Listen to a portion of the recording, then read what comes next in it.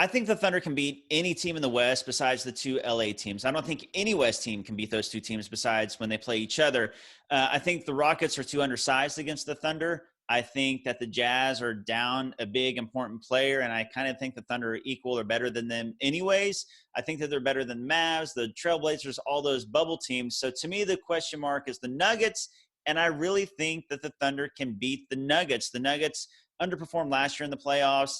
And this Thunder team is much different than previous versions that struggled against Denver.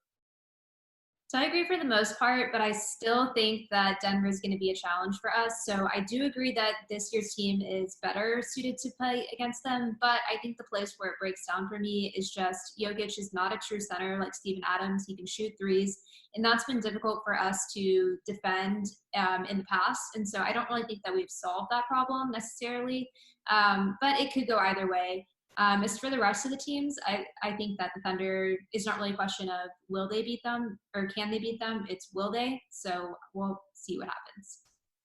Yeah, I think the question comes down to what team would the Thunder beat that would shock everybody that follows basketball. It would just be those two LA teams. If the Thunder beat Denver, people are going to be shocked because it's a seed upset. But at the end of the day, no, there's not that many believers in Denver. Same with Utah, especially with what they've had to deal with. Houston was trending in the opposite direction. If the Thunder basically can resemble the team that played at the end of February, beginning of March, it won't shock anybody that they're able to beat anyone not named the LA teams.